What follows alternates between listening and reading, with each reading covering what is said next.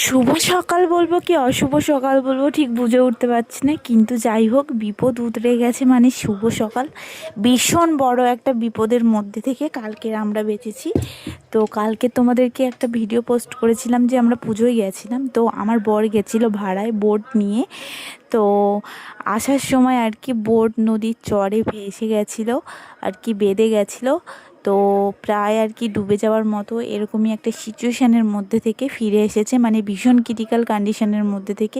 ভাবতেই পারিনি যে এইভাবে বিপদটা উতরে যাবে। সত্যি ভগবান যা করে ভালোর জন্যেই করে, এটা অবশ্য আরও একবার প্রমাণ হয়ে গেল।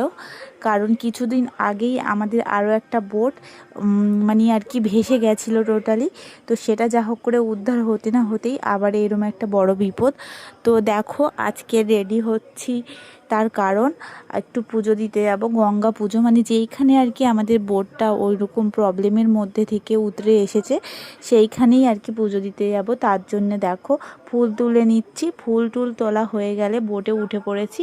তো এই বোটটা আমাদেরই বোট।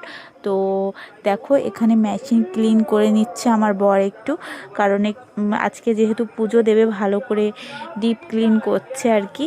তো তারপরে বোট ছেড়ে দিয়েছে আর ও ওদিকে রং করছে। তো আমরা আর কি বসে বসে আর কি ভিডিওই করছিলাম আমি আর কি।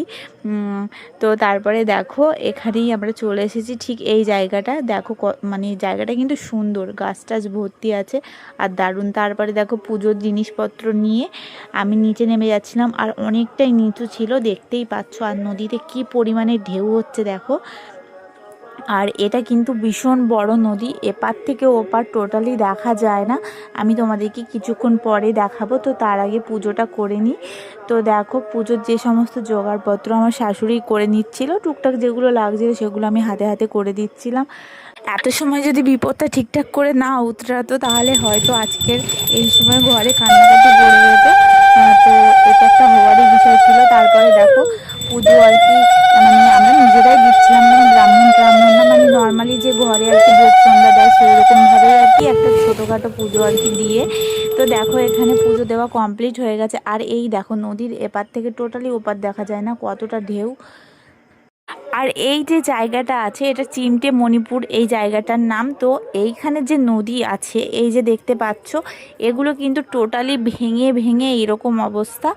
তো ভীষণ বাজে একটা ব্যাপার, মানে ভেঙে ভেঙে নদীর বাঁধ একদমই নেই টোটালি অনেকটা জায়গা জুড়ে। তারপর বাড়ি এসে বিকেলবেলা খাওয়া দাওয়া করে কাজ টাজ করে দেখো রাতের রান্নাটা করে নিচ্ছি। আজকের আমার শ্বশুর একটু চিকেন এনেছিল, সেটাই করে নিয়েছি। তো আজকের ভিডিওটা এই পর্যন্ত, টাটা সব।